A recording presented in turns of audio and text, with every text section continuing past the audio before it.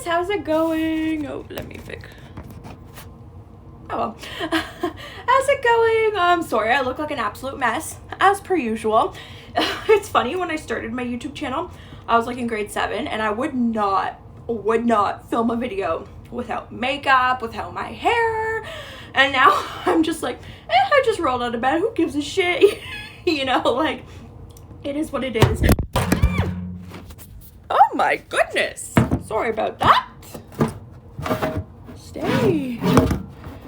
Oh goodness gracious. Alrighty, that is what it is. I apologize, I look like a mess. I just took out my tape and hair extensions as well, so my hair is super greasy because I literally was putting oil in my hair. You know, it is what it is. I'm sitting on the floor, my dog's looking at me like, why is that bitch on the floor? Sorry. Actually, I just realized I don't think I ever swear in my video, and I literally just said the B word and the S word, and I never swear on YouTube ever, so okay, you know. Anyway, let's get to the point of the video. So, sorry, I just feel like I look weird because, like, there's so much steel, like, whatever. Let's focus. My goodness. Okay, so the whole point of this video is to talk about my fertility journey. I realized I talk about it on my TikTok, and I talk about it on my Instagram account, but I don't really ever talk about it on my YouTube channel, and you guys have been the ones that have followed me the longest. Like, Instagram wasn't even a thing. TikTok is pretty new. I actually just got on TikTok because for the longest time I was an old lady and was like, what the heck is this? I finally figured out what it was. But anyway, I just wanted to, like, fill you guys in because I feel like, you know, like, you guys have followed me, some of you, since I was like in grade 7. So I wanted to make a video to fill you guys in what is going on in my life. So I'm on a fertility journey, obviously by the title of this video. I've been trying to have a baby since I was probably 22 or 23, and I am 27, so it's been a while. But that being said, I don't get a regular period. So even though it has been like 5 years of trying, I've probably had, well, not probably, I have had less of a chance to get pregnant than like the average woman, just because I can go from, like, I could have a period in January and then not have one again until like May, like, and my body has always been like that, like, since I was a teenager. You know, so that being said, when you go that long without a period, you're obviously not ovulating, and that's literally like 6 months that you should have ovulated 6 times in that 6 months, but instead I would have only ovulated once, you know. So it's kind of like, even though it sounds like a long time, and it does, and I've been getting really discouraged lately, I guess, but my last consultation that I had with my fertility doctor made me feel a lot better, because she was like, well, no, like, you haven't had the same opportunity that I don't want to say a regular woman, because, like, really, what is a regular woman, you know, but, like, I'm just gonna say, like, the average woman. I think that's the word she used too, was average.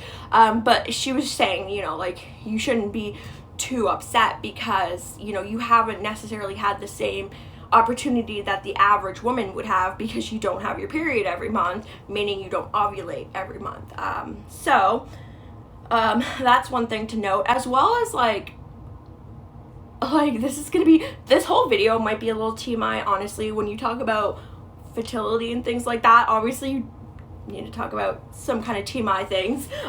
But she was also asking, like, do you ever actually time your intercourse prior to my appointments at the fertility clinic, or do you just kind of do it willy-nilly? And it was always just willy-nilly, you know. Like, I remember in health class, you're taught, like, you have sex one time and you magically get pregnant, you know. So we used to just have sex, like, willy-nilly. Like, there wasn't, you know, like, obviously, how can you really take ovulation tests when you don't have a period for 6 months, you know? Like, at that point, it's kind of like, you know, you're just wasting tests at that point, because I'm not going to take one every single day for 6 months and just pray that in one of those times I ovulate, you know. So it really has just been, like, just willy-nilly, you know. And she said that but the average person, I think she said you have like a 20 to 30% chance every month of getting pregnant, which to me sounds really, really low. Like 20%, like that doesn't seem like that big of a number, you know? Like, we're taught in health class, like, you have sex one time and you're gonna be a teen mom. And it's like, really? I'm 27. I would love to have sex one time and be a mom, you know? It's kind of funny when you think about it. And I know, of course, there's always are those girls that literally do have sex one time and get pregnant. Or, you know, like, they have their honeymoon and they do it like once after getting married and they become pregnant, you know. So I know that it obviously does happen, but it's just kind of like, it's just funny, you know, like the things you learn as like a teenager in health class, and then you get older and you're like, man, like, why not? But anyway, now I'm just rambling. So let's get back to the whole me story. So I finally saw a fertility doctor in January 6th. I got like all my blood taken. Yes, because, you know, I'm currently alive without any blood. I got blood taken for all the tests. I did not get all my blood taken. Sorry, I'm really weird. It's Saturday and I'm kind of just like chilling at home, like in a weird mood because I'm a weirdo. But anyway, so I got my blood taken, I got scans, that kind of thing. And so I had my first medicated cycle last month, and now I didn't get pregnant, obviously. I do feel kind of bummed out about it because originally my appointment was in December, like the actual just consultation over Zoom, and the fertility doctor is in Toronto and I'm in Ottawa, so like it's a really far drive. But she had said like, oh, I'll be able to get you pregnant before the new year, like if I were able to go to like Toronto and get all like the scans and everything done right away. So in my mind, it was like, oh, this is only going to take 1 month and I'm going to get pregnant, you know? But that's just what she had said. She had said, like, you know, you're so young and, like, I guarantee you, like, we'll get you pregnant so easy. Now, she did say that at my consultation before I actually had any blood work or anything done, you know? So obviously, like, you kind of have to take that with a grain of salt. But it did get me really, really excited. So then last month rolls around. I did not get pregnant, unfortunately. But she is saying that it's a good thing because, like, not a good thing that I didn't get pregnant, but it's a good thing that my cycle is seeming to be a little bit more normal. So I actually did have a period in December, January, and obviously February right now. The last day of my period was yesterday. So I'm just going to kind of, like, talk about my medicatedness. So I am taking, oh, this is the brand name, Feminine. I'm a terrible reader, okay? I think it's the brand name that's on here, but what I refer to it as and what my doctor calls it is letrzole.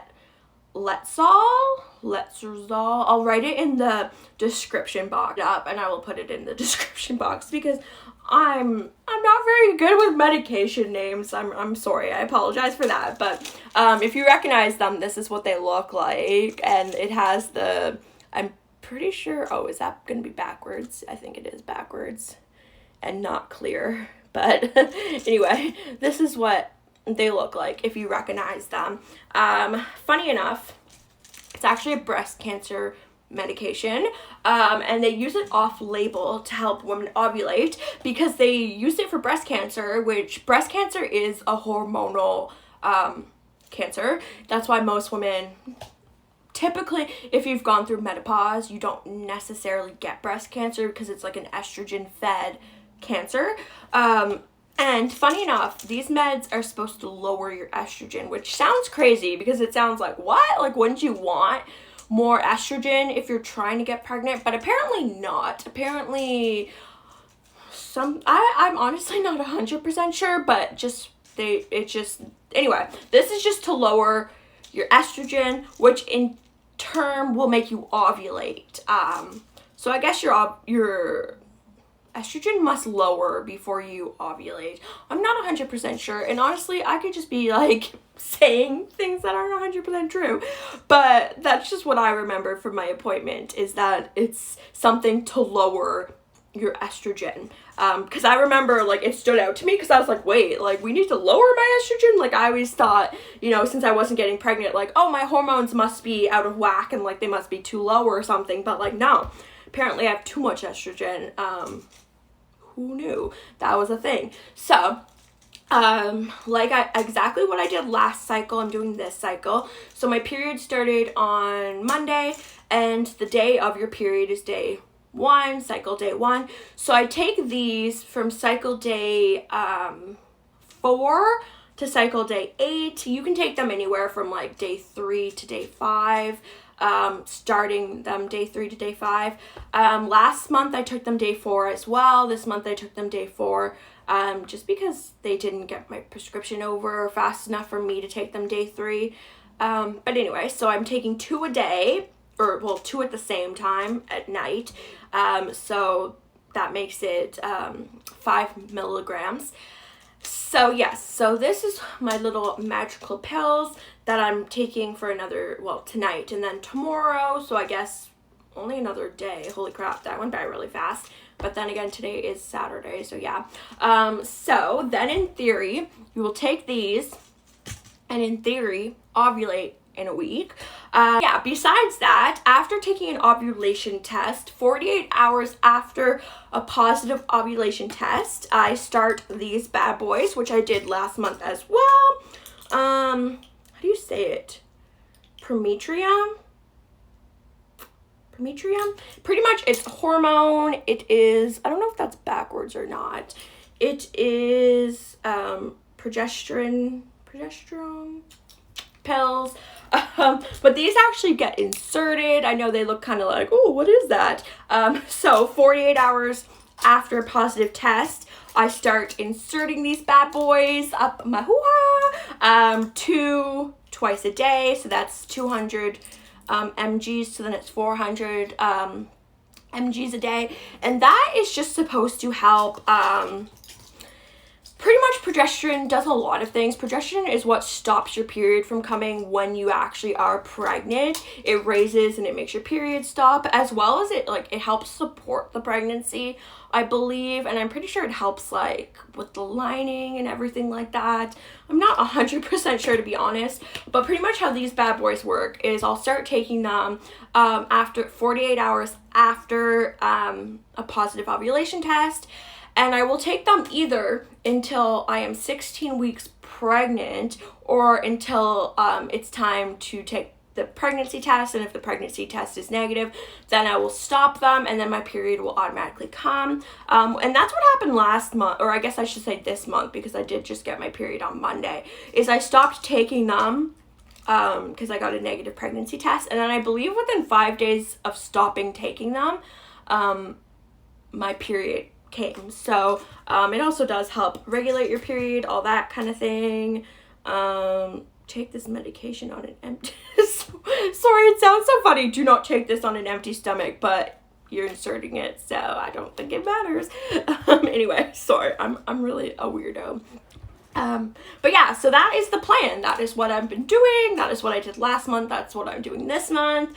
And hopefully this is what gets me pregnant. So yeah, pretty much it is just a medication to help you ovulate. It's the same as, I don't know how you say it. It's a very, very popular one. I wanted to say chlamydia, but that is not the right word. Chlamyd. C-L-O-M-I-D. I don't know. It's chlamyd, I guess. I don't know. I know that is an extremely popular one that a lot of people take to help them ovulate. This is pretty much the same, but just a different brand. And my fertility doctor said that they see a lot more success with this, so they go ahead and they just start patients off with this guy instead. So yeah, that is my update. What else? So I was officially diagnosed with PCOS. I always kind of assumed I had it just based off of the symptoms and like just knowing myself. I've always assumed I had it. I was never officially diagnosed. So I was officially diagnosed this past month. I also do have a 4 centimeter cyst on my left ovary. And I mean, cysts are super common, especially for PCOS, and they come and they go. The only reason they brought this one to my attention is because 4 centimeters is like kind of the cusp bit of like, if it gets any bigger, they will want to remove it. She said that the problem when it starts getting that big is it can cut off the blood circulation to that ovary, and then obviously that ovary will die. That sounds really scary, but she said, you know, not to be too concerned that it will most likely just disappear on its own, but just to know that and to monitor that. She said if that were ever to happen, that I would be in extreme amount of pain and to go to the ER right away. So like, it's not something that would happen without me knowing. She said if it were ever to start, you know, killing pretty much the ovary, I would know, because I would be in like an intense amount of pain. And she's not too worried. She's going to keep an eye on it. It's just something that they need to let me know. And I also did have a few other cysts as well at the time. I think I had 3 others on that same ovary, but they weren't of any concern because they were like teeny tiny. But just since this one is so big, it may have to be removed if it gets bigger or if it doesn't go away on its own. So that is something to know. What else? Oh, Eric did his sperm analysis. It came back absolutely perfect, so that is awesome. In a way, it's kind of frustrating because it's like his sperm analysis being perfect means that it is 100% just me. But at the same time, I mean, it's good to know. It's good to know that it's like, okay, like he's good. It's just me that needs to get good. So yeah. Anyway, sorry, this has been a really, really long video of me pretty much just explaining something that could have took 2 minutes to explain, but I just feel like, you know, filling you guys in on all the details and everything like that. So yeah, hopefully this medication is what gives me a baby. I'm gonna end this video because it is just a big chatty mess, and I will see you guys in my next video. Bye.